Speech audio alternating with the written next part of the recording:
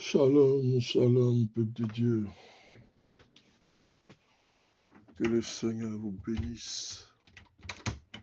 Alléluia. Aujourd'hui, nous sommes au deuxième jour de jeûne et de prière. Nous sommes dans la semaine sainte, la semaine pascale. Alléluia. Je prie que pendant ces 3 jours de jeûne et de prière, l'Éternel puisse vous fortifier. Hier, je n'étais pas avec vous, mais aujourd'hui, par la grâce du Seigneur, nous allons nous exhorter dans cette semaine sainte, dans cette semaine de Pâques. Nous allons prendre le livre de Jean. Jean 1, le verset 29 au verset 34.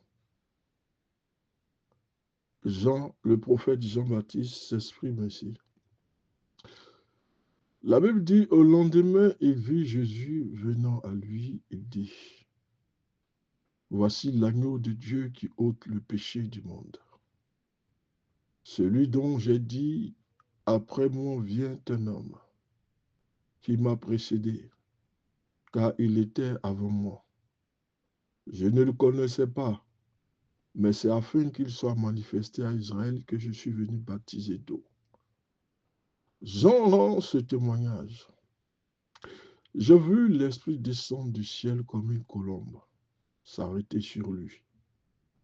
Je ne le connaissais pas, mais celui qui m'a envoyé baptiser d'eau m'a dit, celui-ci qui tu verras l'Esprit descendre et s'arrêter, c'est lui qui baptise du Saint-Esprit. Et j'ai vu, et j'ai rendu témoignage qu'il est le Fils de Dieu. Alléluia. C'est un passage que nous devons méditer abondamment. C'est un passage qui est rempli d'enseignements. Mais on ne pourra pas tout donner. Amen. On ne pourra pas tout expliquer, tout enseigner. On va essayer de circonscrire l'enseignement. Jean dit, voici l'agneau de Dieu qui ôte le péché du monde. Christ est l'agneau pascal. Jean était en train de baptiser. Le Messie est arrivé sur le lieu du baptême de Jean-Baptiste. Et quand Jean-Baptiste l'a vu, Jean-Baptiste a dit, voici l'agneau de Dieu qui ôte le péché du monde. Jean-Baptiste est, j'allais dire, le mentor du Messie. Quand nous voyons Jean-Baptiste en train de baptiser le Messie, nous voyons l'humilité qui caractérise Jésus de Nazareth. Il ne s'est pas exprimé dans l'orgueil, mais il a dit à Jean-Baptiste que les lois de Dieu s'accomplissent.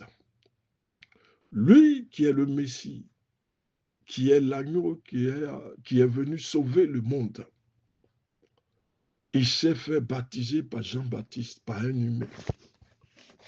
Jean dit, je ne suis pas digne de baptiser le Messie.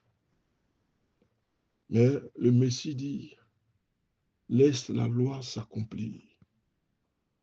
Il a parlé dans l'humilité.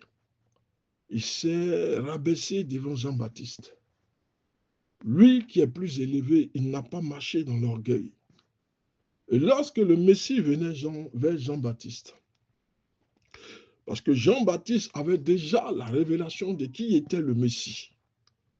Il a dit, voici l'agneau de Dieu qui ôte le péché du monde. Pourquoi? Parce que Adam était le premier homme qui, par sa désobéissance, a fait introduire le péché dans la vie, dans le monde, dans la chair humaine.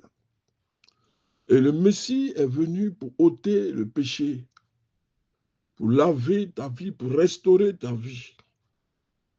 De même que par un homme, le péché est rentré dans le monde, par un autre, nous avons été restaurés. Nous avons retrouvé la gloire que nous avons perdue à cause du péché. Dans ce temps de jeûne et de prière, je veux que tu reçoives ta gloire que tu avais perdue. Que tout autour de toi soit restauré. Jean poursuit, il dit ceci. Celui dont j'ai dit après moi vient un homme m'a précédé, car il était avant moi. Quand nous lisons ces propos de Jean, allez dire à ceux qui doutent encore de la divinité du Messie. Jean dit ceci. Celui dont j'ai dit, après moi vient un homme, mais il m'a déjà précédé. Ça veut dire que Christ était au début de la création du monde. Il a participé à la création du monde. Le monde ne peut exister sans lui. Allez dire à ceux qui doutent encore de sa divinité que Jésus est le Messie. Il est le divin. Allez leur dire cela. Jean dit, après moi vient un homme qui m'a précédé, car il était avant moi. Je ne le connaissais pas. C'est afin qu'il soit manifesté à Israël que je suis venu baptiser aux eaux. Jean rendit ce témoignage. J'ai vu l'Esprit descendre du ciel comme une colombe et s'arrêter sur lui. Jean avait déjà la révélation de qui était le Messie, de qui était l'agneau de Dieu. Jean a déjà reçu cette révélation. Quand Jean devait baptiser, une chose devait se manifester. La colombe devait descendre sur le Messie. C'est là que Jean verrait que celui-là est l'envoyé de Dieu. Parce qu'il a déjà reçu la révélation. Il dit, j'ai vu l'Esprit descendre du ciel comme une colombe et s'arrêter sur lui. Je ne le connaissais pas. Mais celui qui m'a envoyé baptiser d'eau m'a dit ceci.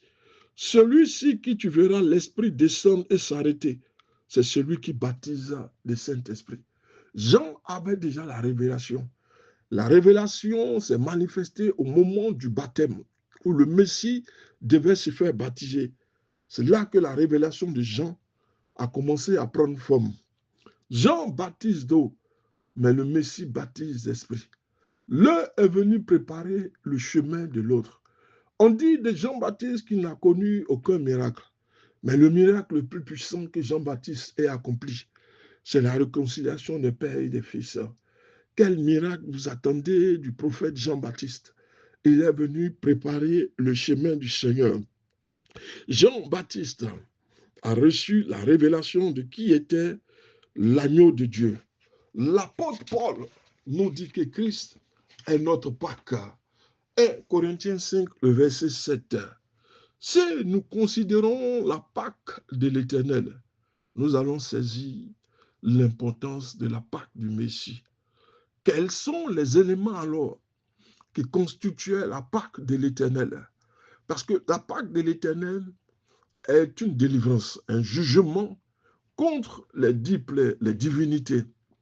Donc, nous allons saisir la Pâque de Jésus. Il y a 4 éléments qui constituaient la Pâque. La Pâque, premièrement, devait se faire dans chaque famille.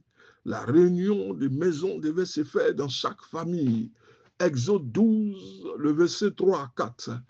Deuxième élément de la Pâque, un agneau mâle sans défaut devait être immolé. Exode 12, le verset 5 à 6. Nous commençons déjà à saisir l'importance de la Pâque. Nous voyons qu'un agneau a été immolé. Un agneau a été sacrificiel.